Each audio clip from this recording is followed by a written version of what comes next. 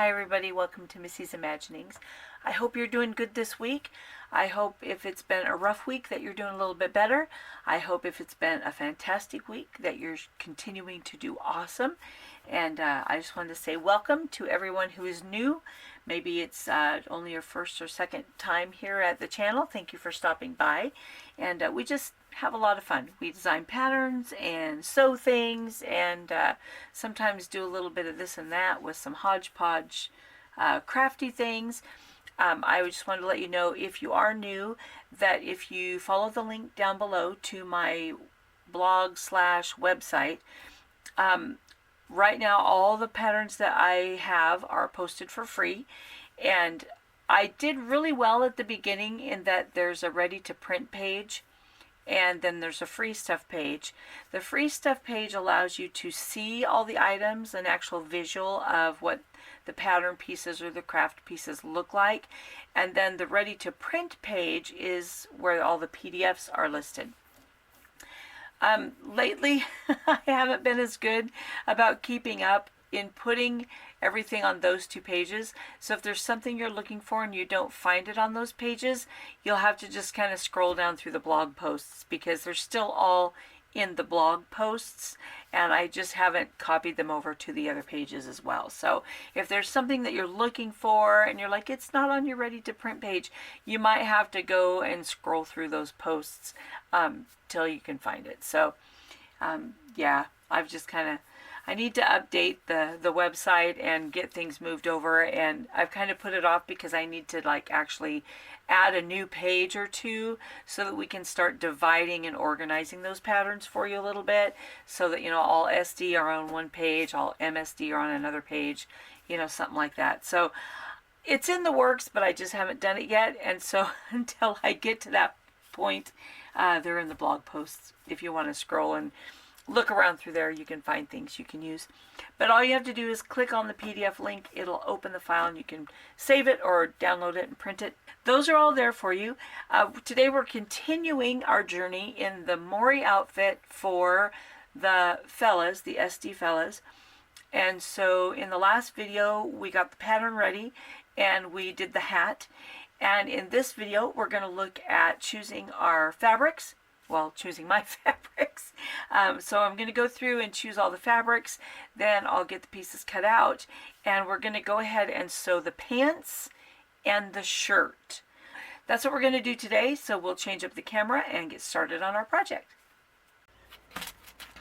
So now we'll go ahead and look at the finished pieces of the SD Fella Mori Style set, pattern set, and we'll look at fabrics that we're going to use to put this together. So first of all, I'm going to go ahead and take out the hat pieces because the hat is already done. So here's our hat that we sewed in the previous video.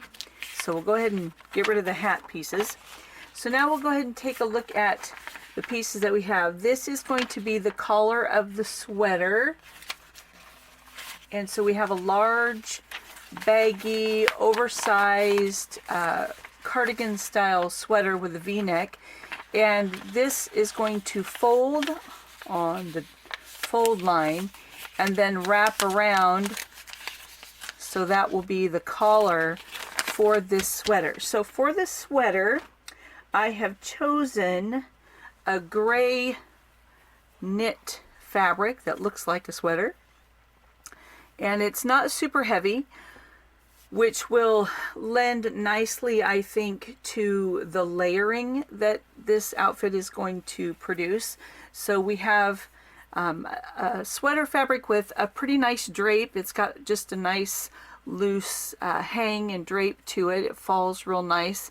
It's a very loose weave. You can maybe even see my hand through there. But it's just like a variegated gray with a little bit of even black thread in there, and I think that'll look nice with the palette that I've chosen. So this is going to be our sweater. So I'll put this kind of towards the back here. Okay. Then let's see, our pants. When you put the pieces together, then they'll look like this. So you need to assemble your pattern pieces before you cut your fabric. So we have the front, the back. Now these pants, unlike most of the pants patterns that I make, I wanted to have pockets that would kind of match the style. So this is going to be a patch pocket that will go on the front of the pants, where you'll be able to see the entire seam of the pocket rather than the hidden inserted pocket like I normally do. And we have a patch pocket for the back of the pants, and then a waistband. Now on this waistband, because people have different styles of BJD bodies, what I always recommend with my patterns is that when you're sewing this together, do not put this pleat in the back of the pants until you're actually ready to fit it on the doll.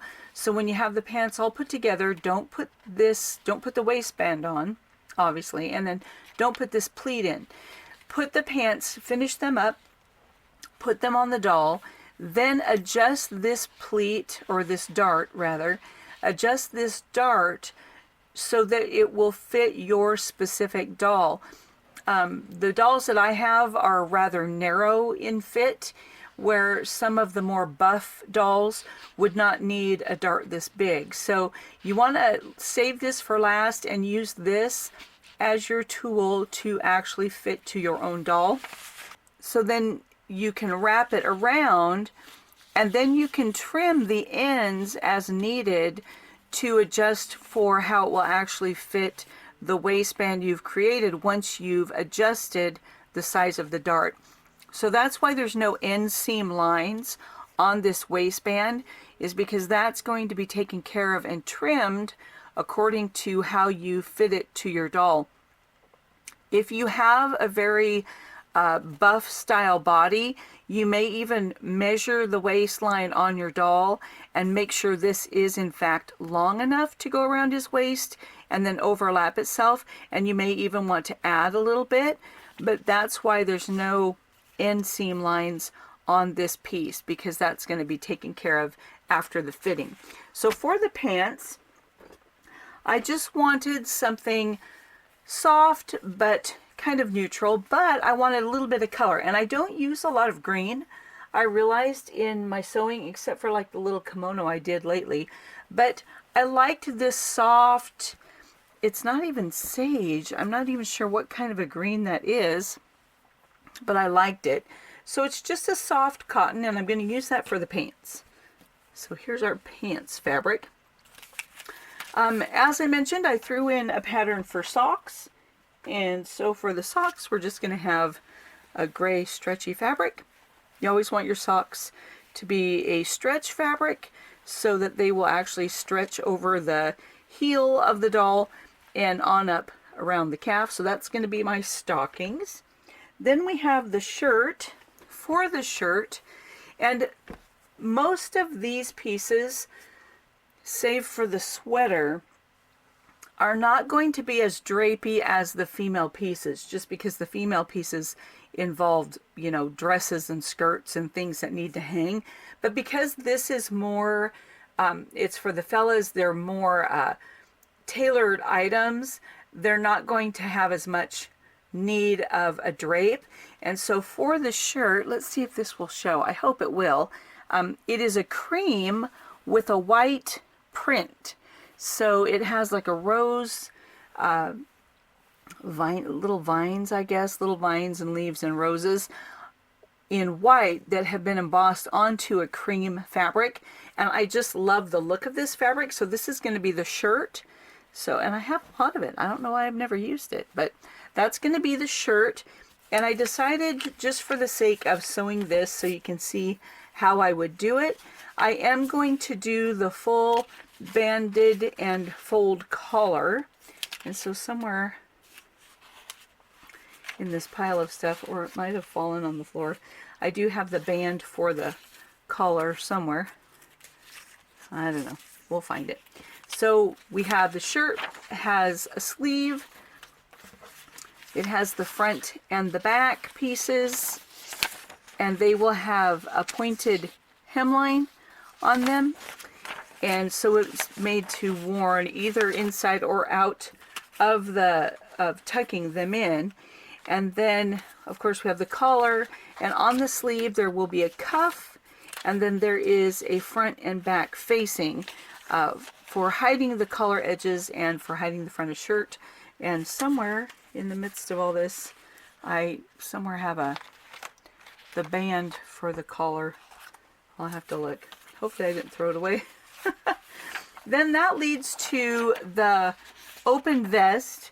And so for the vest, I'm going to use a combination of this fabric and this fabric. So we're going to have one side will be this like tweedy fabric, and the other will be a floral for the lining, and it will be reversible. So that way you can have a couple different looks with the vest. And so that's going to be my vest. Now, so far, all of these colors can kind of blend. So what I wanted to do, just because I've looked at a lot of the outfits online, and some of them have these pieces that don't really seem to fit in, but because of the style they do. And so, as ridiculous as it may seem, I am also going to make a very loose pullover vest that will essentially be the front and back will be exactly the same. It'll just be pull it over, so it will just look like a square. And I'm going to use this flannel. And so this is going to be my odd sense of pop color that is just going to be added to that palette. And I like it. I don't know why.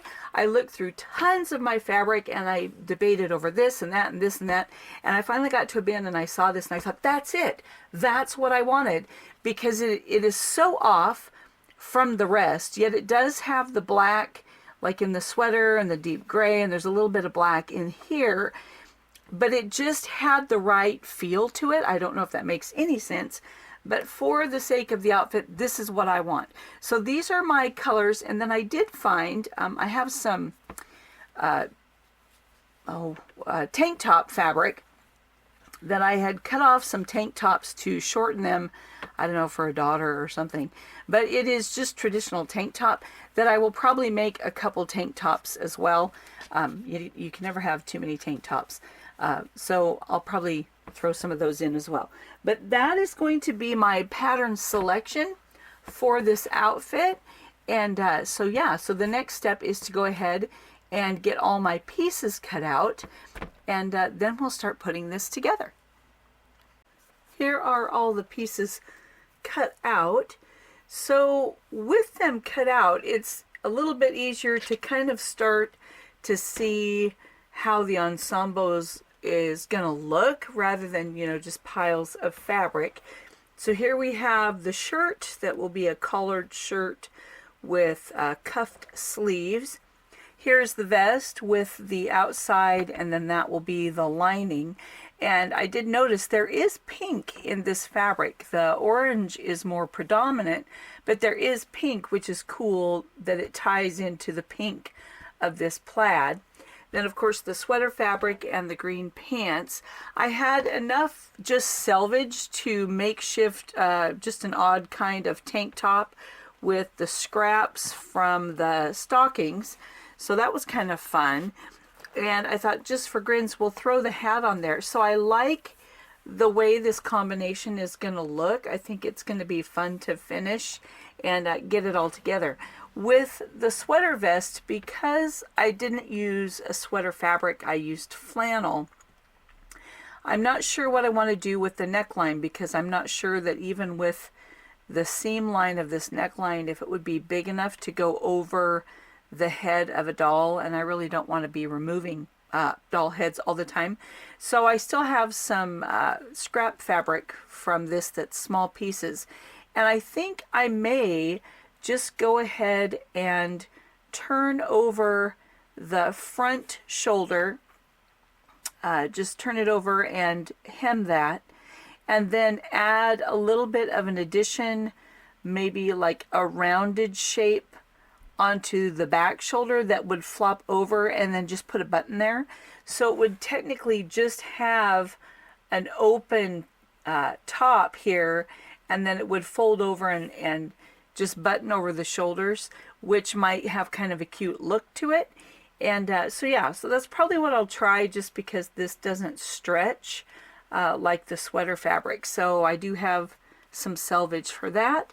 So I thought I'd mention it before we get started. But yeah, I like how this this color palette looks. I like how the two prints kind of offset one another. Then we have the texture of this print, and then the texture on the sweater, obviously, and then we have the embossed print on the cream. So I like the selection. I'm very happy with how it's looking thus far. So the next step will be to start sewing. The first part of the project I want to work on is the pants. And so what I'm going to do on the pockets is, first I'm going to hem the opening edge of the back pockets, as well as this curved opening edge on these pockets. Then I'm going to press under the edges that will be on the outside of the pants, which would be this long side and the bottom, because this side of the opening and the top of the opening will be sewn into the side and waistband seams of the pants. So I'm not going to worry about those, but I'm going to hem, not hem, but turn this under, and I will hem this edge, because when I fold that under and sew it onto the pants, that will secure that edge. So first I'm going to take care of these pockets. This pocket I will hem the top opening edge and press under the seam allowance for a round, but I'm not going to put these on yet, because I have to make sure that the pants fit. So these will be attached after the pants have been fitted and the back darts have been sewn in. Then I'll put the back pocket onto the pants, but I will prep the pocket and get it ready with my little iron. And then also I'm going to go ahead and get the pleats pressed in, and then I will sew across the top to hold them in place. And then I will also use the serger. You can zigzag, but I'll use the serger to finish the edge of the fly. And then I will snip, let's see here, I'll turn it up a little bit, because I do snip this edge almost to the dot, not quite to the dot, but almost to the dot.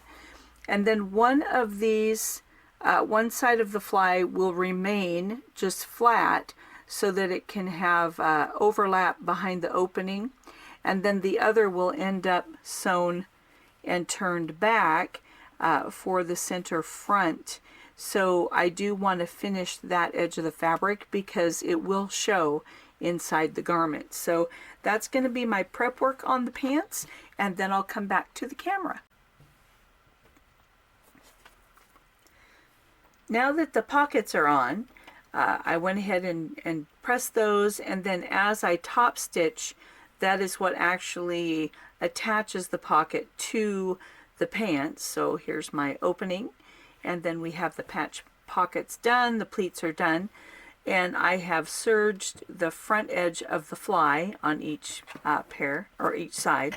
So now I'm going to put right sides together, since my prep work is all completed, and I'm going to sew the crotch seam, which will be a 1/4 inch seam allowance from the outside to the dot. Then I'm going to do a very, very small tight zigzag that will be on the seam allowance side of that seam, and then I'll trim away the excess. But it's really hard to get this into the serger and not have the blade clip part of this, and so I just use a very small zigzag. I make my stitch length very small, and I make the width of the zigzag very small, and I just do a little zigzag in here and then trim away excess fabric. But that kind of reinforces that crotch seam, and then I do a back tack a couple times at the dot here, and that will enable that to stay fast. And then we'll do that real quick, and then I'll come back and show what the front would look like. So now this seam is all finished, so you can see here the seam, and then I did a very small zigzag stitch. I've kind of reinforced that, but I didn't have to worry about my serger blade cutting off the fly. So now when I open the pants to view the front, because male pants are going to overlap from the left, what would be the doll's left would be this side. So that side of the fly, I am going to lay completely flat with the center line. I'm going to fold it right on the center line, whereas the other one I will leave just as it is, so that when I go ahead and close the pants, then I do have an overlap from that fly from the back, so that if it gaps a little, I don't have to worry about it opening, because that flap, we'll look at it from the inside, matches up with the folded fly on the other side. And so that leaves a covering for that flap. So that's how I put the fly together. If you want, I mean, you can, well, if you try to just do it slip on, a lot of times they don't fit. So yeah, I guess you kind of need to do some kind of an opening.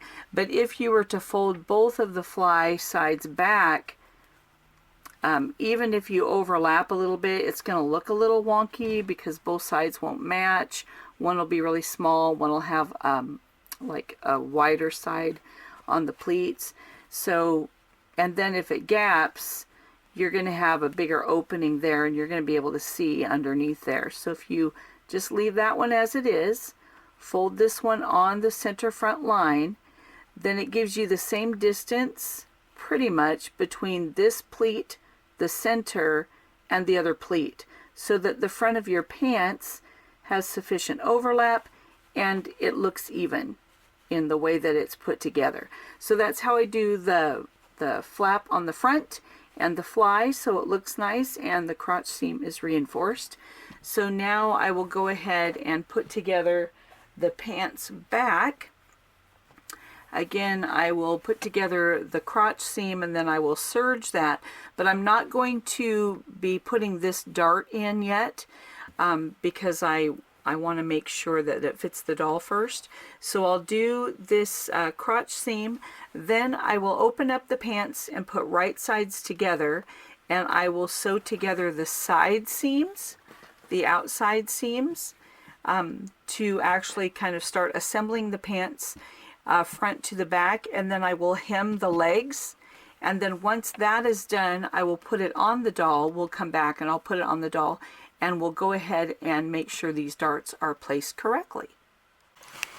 So now the pants are pretty much put together. I went ahead and hemmed the legs, and once the legs were hemmed, I did the inseam and then finished that by running it through the serger. So now I have it on the doll, and I want to make sure that everything fits well. So I pinned the fly closed as it would naturally lay. So then we're going to flip him over this way and take a look at the back. And so with that front closed as it would naturally lay, I went ahead and inserted pins into the darts as they are. And this is the Miro 66 centimeter body. So if you have a doll that's thin and slender like this one, it will probably be similar, but I am happy with how these fit. As you can see, it's loose enough that I would be able to probably tuck in a shirt if I wanted to, but it's not so loose that they're just going to fall down. So I'm going to go ahead and insert my darts as they are, and I probably should have refrained from the inseam because I forgot about the back pocket. So I may just forgo the back pocket because I don't know if I want to try to mess with putting the back pocket on when I can't open up the pants. So I'll probably skip that part. But now I will go ahead and put in the darts since I know it's going to fit, and I'll put on the waistband. To do that, I'm simply going to put right sides together and sew it around the waist, and then I'll fold it in and trim off what I need so I can close over those nice edges. So I'll kind of get it pinned in and show you what I'm talking about there, and when I come back to the camera. So I have the band all pinned to the pants, and I first matched up my center back, but it didn't quite reach all the way on one side. So then I just took the pins out, and I left 1/4 inch on this side pinned all the way around, and then I also have 1/4 inch on this side. So my band ended up being the perfect length for what I'm going to need. Now I'm just going to sew it to the pants with a 1/4 inch seam, and then I will have enough to turn in when I go ahead and flip the band and finish it off, so that I'll have nice finished edges on the end of my band, and then all that raw edge of the top of the pants will be inside. So now I'm just going to sew 1/4 inch, and then I'll flip the band up. Those ends will be flipped inside, and I'll fold it down and get my finished look. So I'll fold like 1/4 inch in and then hide everything inside. I can't with the pin in the way. But then I'll go ahead and tack that by hand and finish it off. So that will finish my pair of pants. So here are the completed pants. So I have the patch pockets on the outside. I decided to forego the back ones because I didn't want to mess with putting them on, since the inseam was already done. They're double pleated in the front on each side, and then I went ahead and put the snap in where it closes. The inside is all finished and tucked up in there, so there's no raw edges. Also on the fly, let's see if we can see how this is done. Because I wanted a more of a clean look on the outside rather than the blue jean seam, you know, that comes down and at an angle. A lot of times you can see the seam on a fly. I didn't want that. I just wanted the clean pleats. So on the bottom of the 2 fly flaps that overlap, I just did a few stitches to hold them together, so that way it doesn't pull apart. So it gives a nice finished meeting for those 2 flies, because usually if there's a seam there with the top stitching, that holds it in place. But because I didn't want that, I just went ahead inside the pant and sewed those 2 ends of those 2 flaps together. So it makes it nice and finished inside the fly there. And then I pressed them, and then of course I rolled the cuffs because that's part of the look. So that's the pants. So the next thing I will work on doing is the shirt, so that way my fella will be clothed while I finish the rest of the outfit. In beginning the shirt, there's some prep work that we have to do. And so one thing is to sew the back facing to the front facings at the shoulder, and then I'm going to serge around the outside edge of the facing to finish that off. So I still need to do that. Then on the sleeves, to do this type of a shirt is a little more complicated than many that I've done on the channel. So there's some prep work that needs to be done. First, I like to baste 2 lines of basting along the top shoulder edge and the wrist edge for this style. And the reason I do 2 sets of stitching rather than 1, because it's a small area. So a lot of times you think, well, if I'm doing such a small distance, I only need 1, which you don't really have to have 2. But if you have both the lines of basting, when you gather them, it helps to gather not only along the line that you're actually gathering where you're going to sew, like your seam line, but it also gathers the remainder of that seam allowance, so that when you fit it into your garment, it's going to help all that extra fabric that you've gathered lay a little bit more flat. It's just going to give it a nicer finish for the seam allowance.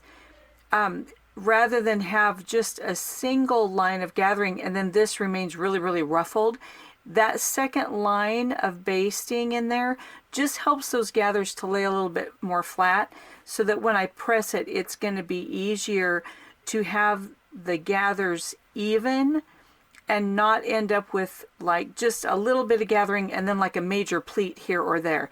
It just kind of helps everything to lay a little bit better. So now with this gathered, I'm going to take the right side of my cuff, and let's see, I want to hold it, make sure I have the right side. And with the right side of my cuff to the right side of my shirt, what I'm going to do is I'm going to turn in the sleeve edge toward the inside of the fabric, and then I'm going to put that folded edge, I'm just turning it in 1/4 inch, that is the seam allowance, and then I'm going to match that folded edge 1/4 inch away from the edge of the cuff, and then I'm going to pin that. So there we go. Then I'm going to gather to fit the same way, and so I try not to have my gathers go all the way into that seam allowance because I know I'm going to be folding it in, and I know that I want that folded edge to be 1/4 inch away from the edge of this side of the cuff. There we go. So then I'll pin that one, and hopefully I'm keeping these within the realm of the camera view. So now, because I only anchored that on one end, I can kind of pull that easing basting in so that it lays flat, and now I'm going to run that through the machine. And just be sure, since you've done a lot of basting, to clear that out so that you're back to your normal stitch length. And then we're going to take a 1/4 inch seam, and we're going to sew all the way across there. When I'm doing long distances, a lot of times I'll put the gathering on the underside to let the feed dogs help even that out, but this is such a short distance that I'm not really worried about that. So I'm just going to go ahead and run it through the machine with the gathers on the upside there. All right, so then once I have that in place, I'll take the pin out, and I'm going to press the cuff up or away from the sleeve, and I'm going to press the seam allowance toward the cuff. There we go. And so that just takes a minute here because I have a hot little iron. There we go. So then the next step is we're going to take the cuff and we're going to press in 1/4 inch seam allowance on the raw edge of the cuff towards the wrong side of the fabric, so that both of our seam allowances on the cuff are facing each other. So we'll press that real quick, just 1/4 inch that way. Now I'm going to take the cuff, and on the right side of the sleeve I'm going to bend the cuff down so that that folded edge that I just ironed is even with the seam of where the cuff connects to the sleeve. So we're going to do like this, and then what we're going to do is we're going to sew the ends of the cuff, just that 1/4 inch seam, being careful not to catch the sleeve. So I'll get my foot up out of the way there. So we're just going to hold that down so we've got the folded edge even with that seam where it's connected to the sleeve. Now we're going to place it in there, and we're only going to sew across the cuff, being very careful not to catch the sleeve. And usually just a up and back is sufficient. So it's like you're doing just a tiny little back tack kind of thing. And we do it on both sides. Oh, let's see. I had it and I let it slip out of my hand. So here we'll match that up so that the edge of that fold is lined up with where the seam is. Okay. And flip it around. All right, once again, we're going to sew that cuff end, but not the sleeve. We're right alongside the sleeve. Okay, we'll take it out and trim all these threads I got everywhere. Okay.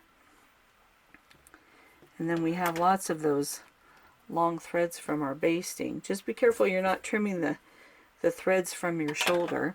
Alright, so now when that's all connected and we've done the ends, now we're going to take from the right side of the sleeve, we're going to press the ends of those cuffs towards the wrong side and simply flip that out. And then you can use, I'm going to use my tweezers, where are they? Here they are, to bend out the corner there. And you can use tweezers or a turning tool, whatever you have that can help you get that point without puncturing your fabric. There we go. And make sure that that little corner of seam allowance that we turned in kind of helps make that corner. Now we can see all that's needed is I'm going to hand stitch that edge of the cuff down.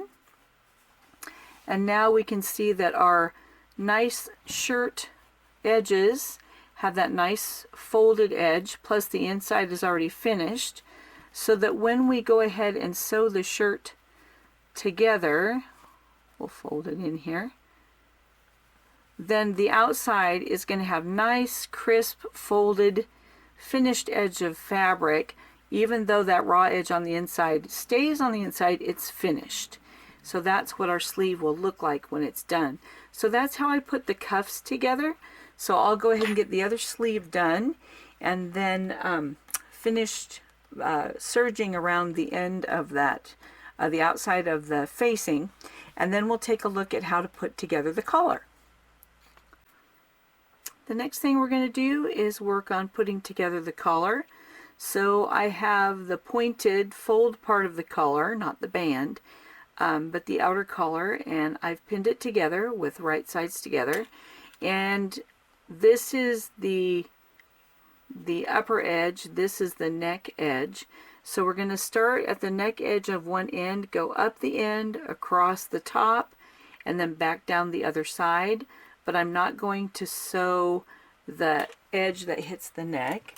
Now I'm going to grab my fabric scissors, wherever they may be, and I'm going to trim about 1/8 of an inch away from the seam, then kind of flat across the tip of those points, and then about 1/8 of an inch from the seam. You can trim closer if you trust your fabric not to fray, but on a cotton sometimes I don't like to trim too close because I don't want that to the fabric to fray and then pull my seam out. So we'll get rid of that. Alright, so now we're going to turn this to right side out, and grab my tweezers so we can kind of poke out that tip of that corner. There we go. I might have to manipulate that a little bit. It doesn't want to lay very flat on that end. Okay. Or this one. Let's see here. I might have to... Alright. Fold it in. And then flip. See if I can get that to lay a little bit better. Well, a little bit, I guess. Because it is tiny.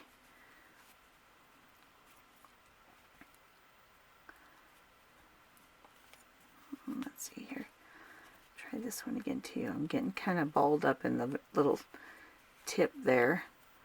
So don't be surprised if you fight with that. Let's see.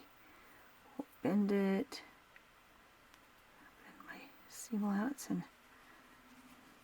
try pressing it in there. Come on.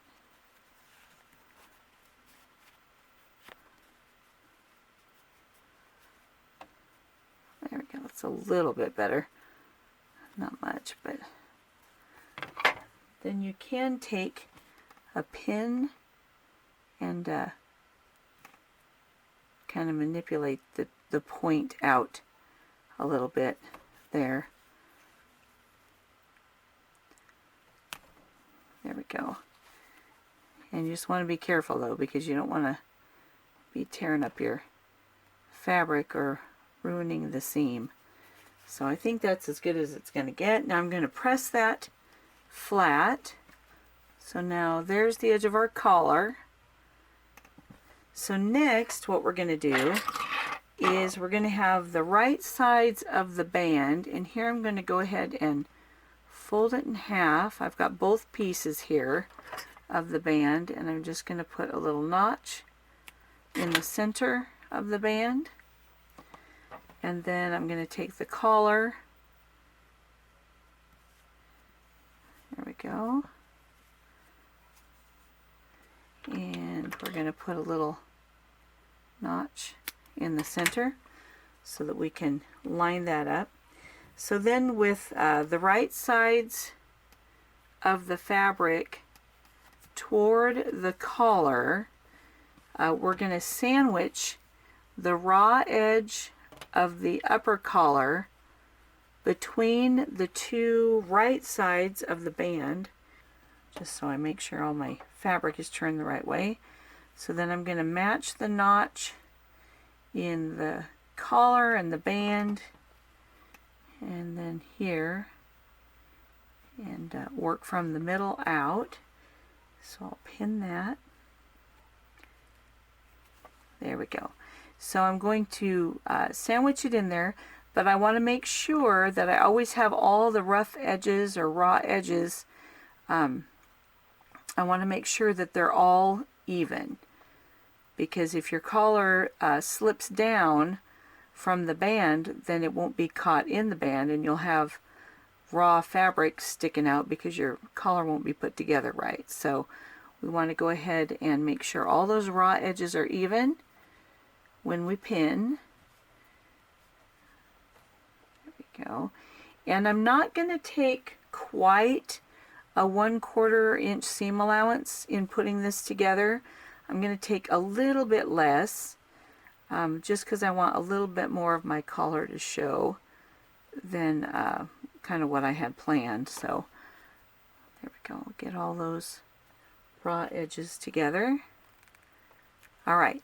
So now again, I'm making sure I don't want my tip to get caught, but I can see that I've got more than 1/4 inch there, so I'm going to be fine. So I'm going to sew up one side across all the raw edges and then down the other side. So once again, I'm going to be trimming about 1/8 inch, and I'm going to go diagonal across the tip of that corner, then 1/8 inch. There we go. All the way across there, diagonal around the corner and down the other side. And get rid of all my scraps. All right, now once again, we're going to flip it out.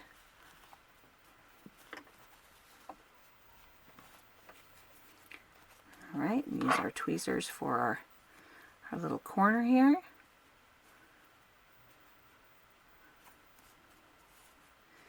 And on this end. And you can kind of round those if you want, but I just decided to go ahead and just sew it as it is, just a rectangle. All right, so now I'm going to press everything.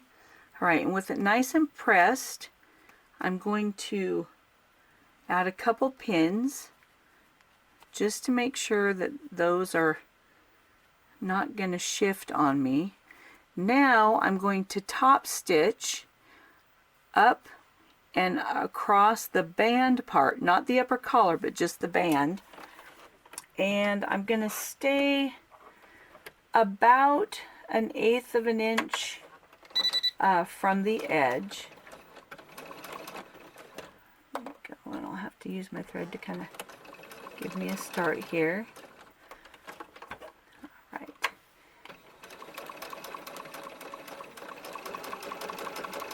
So I'm just top stitching that band. So that's closing off the top of the band where the collar is connected, and then just securing my ends.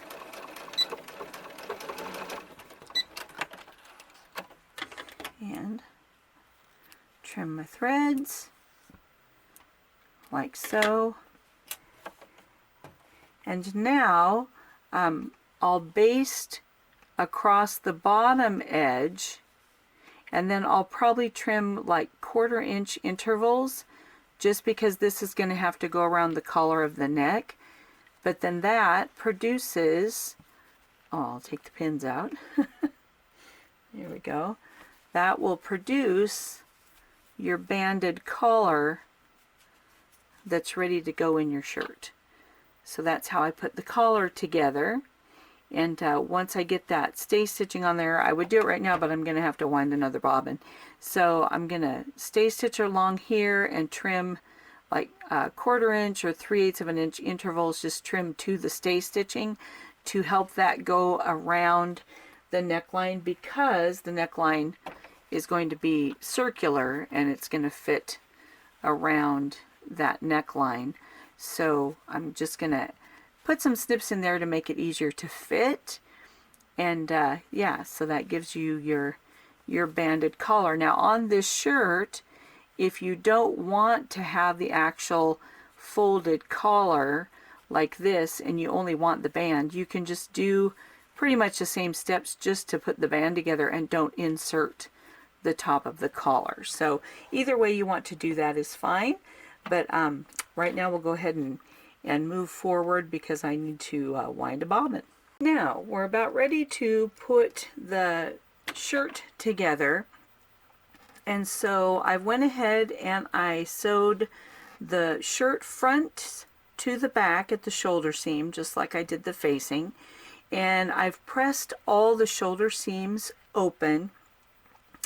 And what I will say, I've said it before in other videos, but I'm not going to assume that people have seen everything. And since we're getting a lot of fun new members in our little community here all the time, I will risk repeating myself.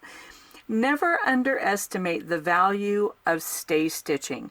It takes extra time, but it can make your job so much easier. So around the neckline, and I don't know if it'll even show because my thread is you know, matching my fabric, but I've stay stitched all the way around the neckline, and I've done it on the facing the shirt, and I've stay stitched around the armholes of the shirt.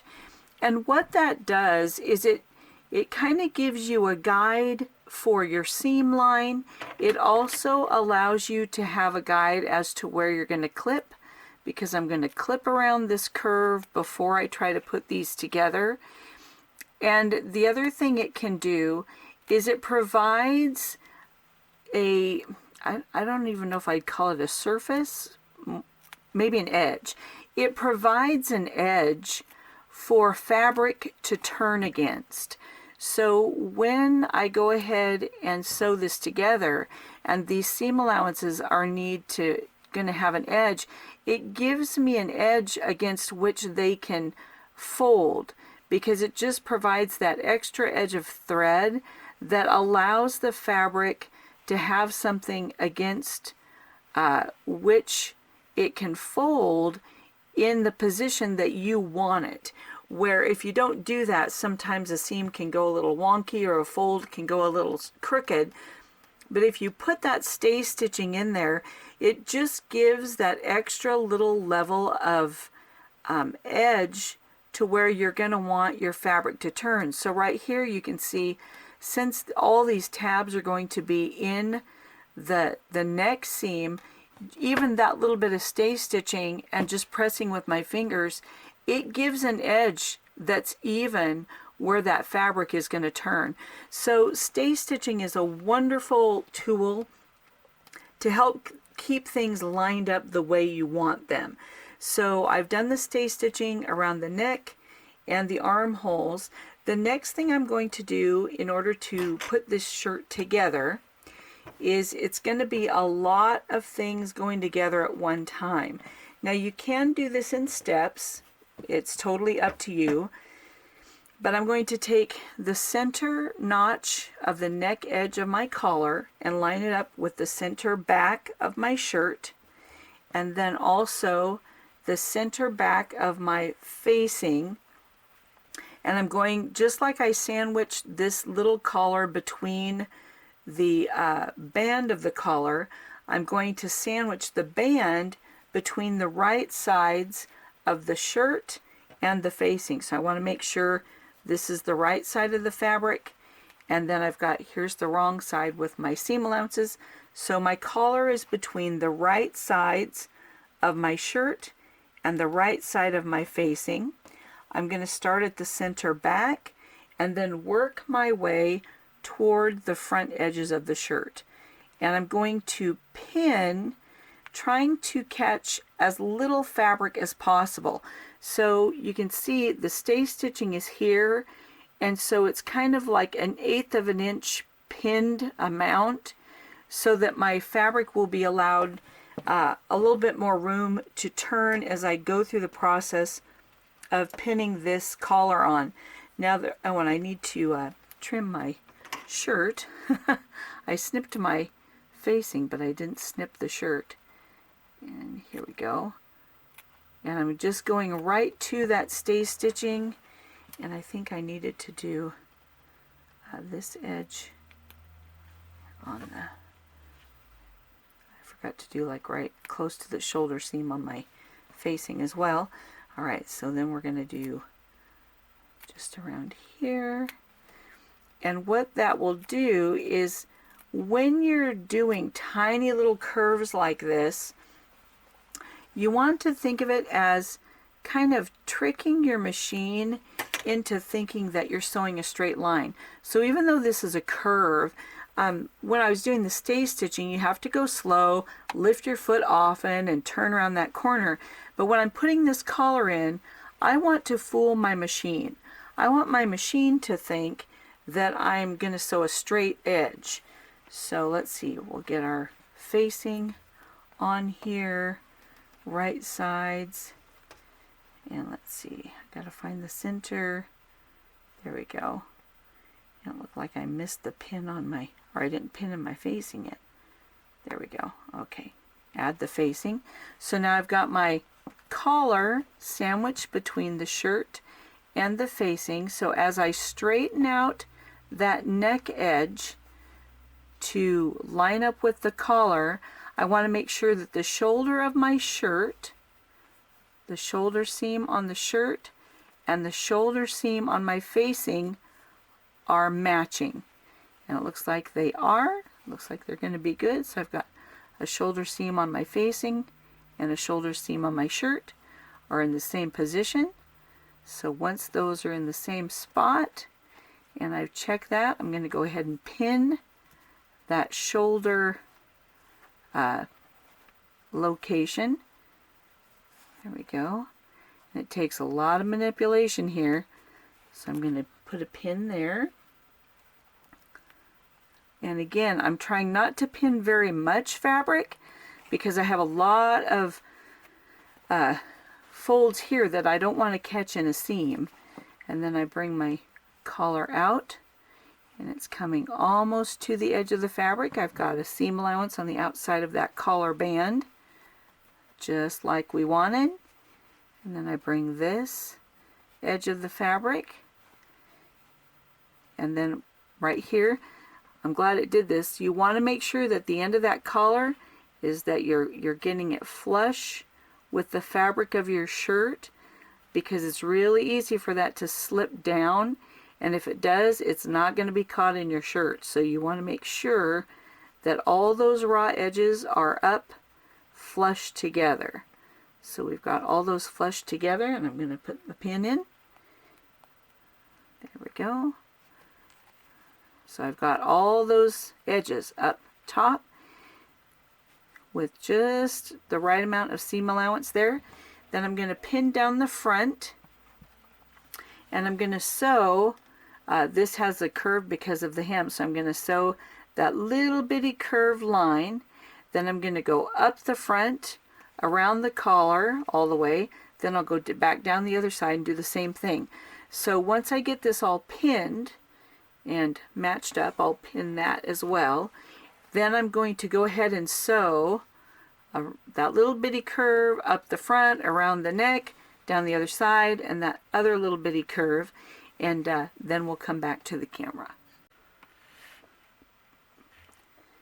And now this is what your shirt would look like.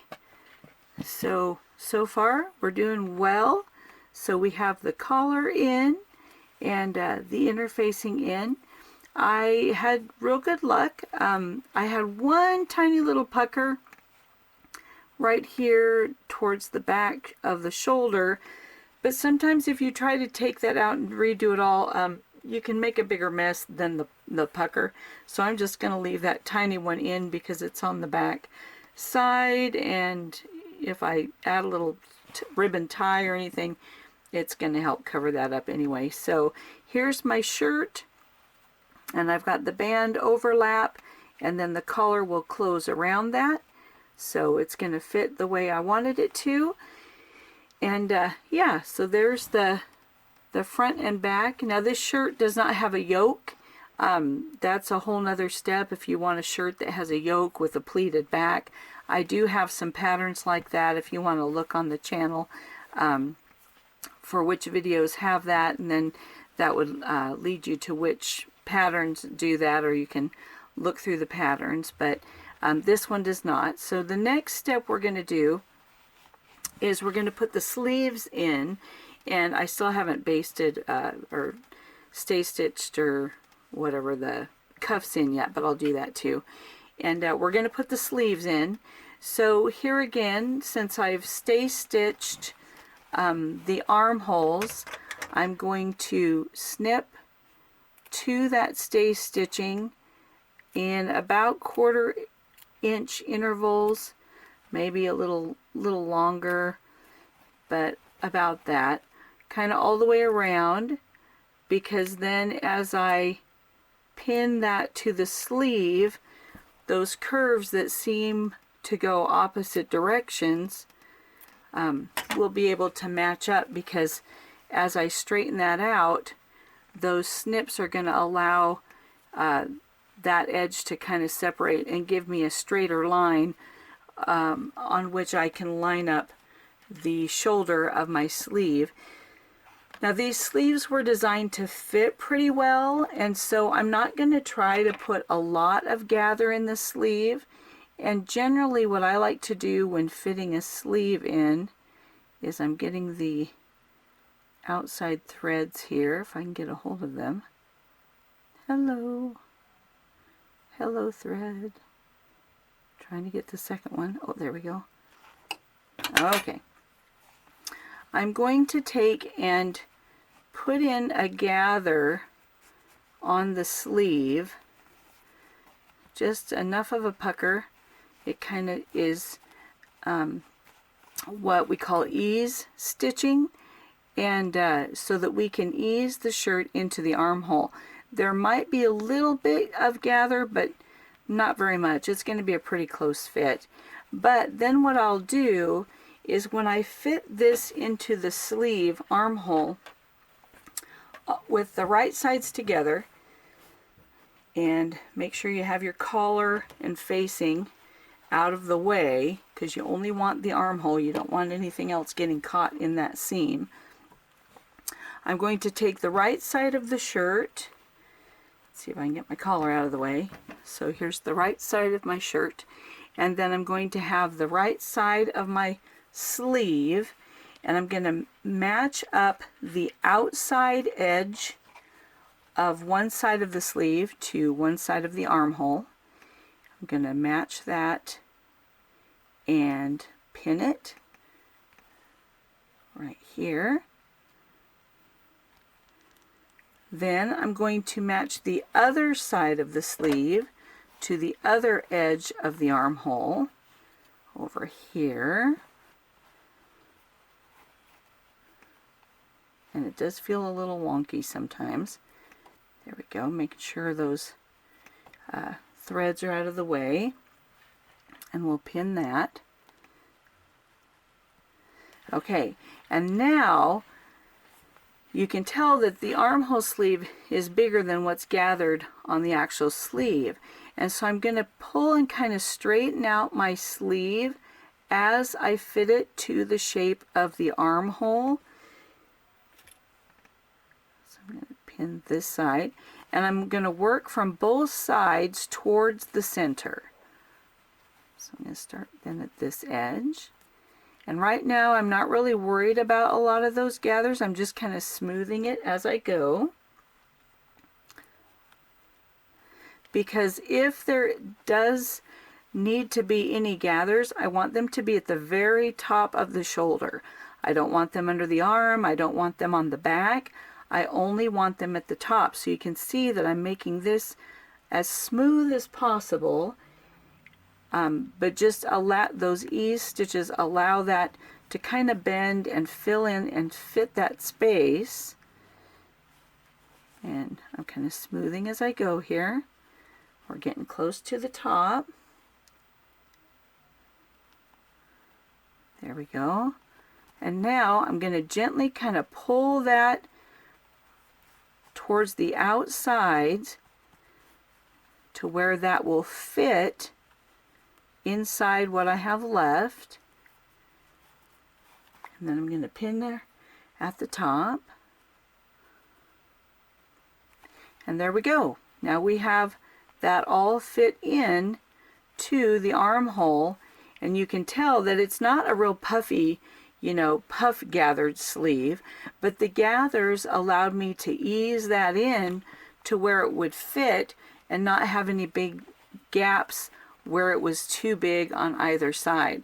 So now when I sew, I'm going to sew with the sleeve downward because I want to be able to manipulate and pull the shirt kind of gently out away from the seam to make sure I don't get any of this part of the shirt caught in the seam of the sleeve, because I don't want any pleats or catches. So I keep my sleeve on the bottom, and then I'm going to go around, because you can see how this fold wants to go up there. That would be a terrible pleat. So as I sew, I'm going to be smoothing things down away from my needle as I go around this seam, making sure that I don't get the shirt caught into the seam. So that's kind of how I fit a sleeve to the armhole and sew that in. So I will do both of those, and then all we'll have to do is the side seams of our shirt and hem it. Then we've got the handwork, so we're almost done. And now that the sleeves are in, it looks like this on the outside. So the sleeves are in, and I don't have any pleats. A little bit of a pucker, but no pleats, which is good. Then what I'll do is I will serge the seam allowance to finish that off, and then I always press the seam allowance toward the sleeve. That's just what I prefer. It can be either way, whatever you're comfortable with doing, but that's usually the way that I always press the seam allowance. Then to finish off, we'll take and turn this right side in, inside out, and on the sleeves, now they're going to want to turn towards that cuff, so about 1 inch from the edge of the cuff, I'm going to come down and pull those edges together right at, is that about 1 inch?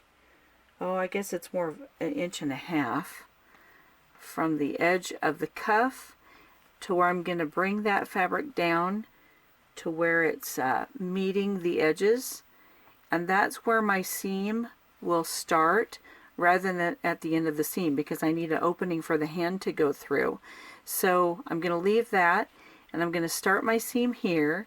Then I'm going to go to the underarm, match that underarm seam, and then down to the hem of the shirt, and I'm going to sew all that seam together with the seam allowance for the sleeves going towards the sleeve.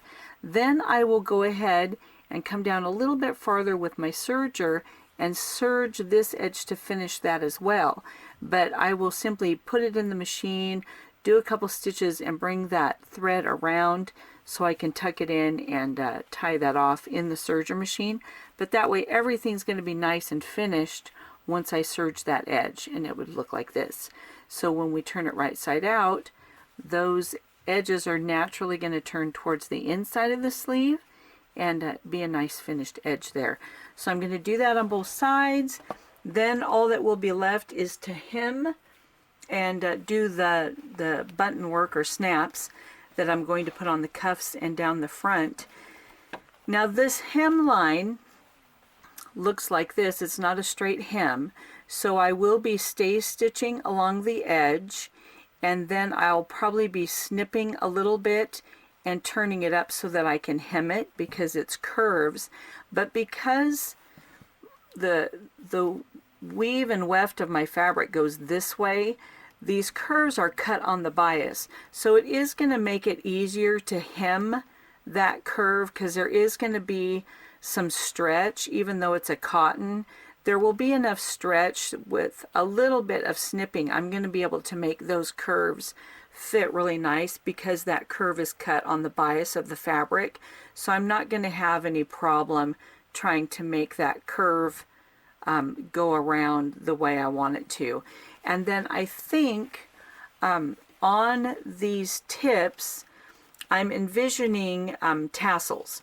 So I'm not quite sure yet. When I did the vest like this on the girls' outfit, I did a beaded, rather than a tassel, I did a little bead work there. But because this is for the fellas, I think I'm going to have a little cream tassel on each one of those points. And so we'll get this all finished up and then show off our finished product. And here is our finished shirt. So we'll kind of go in and look at the buttons. So yeah, there's 7 snap / buttons on the front. Then the cuffs have also a snap opening. So we'll kind of zoom down here to the back, and we have the cuff down here on this arm. Then we have tassels both on the back of the shirt. There we go. I'll back up a little bit. And also on the front, which I'm very happy with how the tassels turned out. I just really like how that worked. Then on the pants, we have the patch pockets. There they go. And the double pleats. So the pockets, I like that they show the detail shows around the top. And so yeah, so there's the shirt and the pants, and then I just rolled up the length. They are full length, and I just rolled them up. I didn't create a cuff. I actually just rolled them up. So you can use the pattern as a full length pant, or you can roll it up however high you want those hemlines to be. So there's the first 2 pieces, other than the hat, which, let's see if I can pause this long enough to look around for the hat. And okay, here's the hat. So there we go. So we have the hat, the shirt, and the pants done. So thanks for coming along thus far. And next time we'll go ahead and work on the 2 vests and the sweater. And yeah, we'll get this little outfit all finished, I think. See you then. Bye.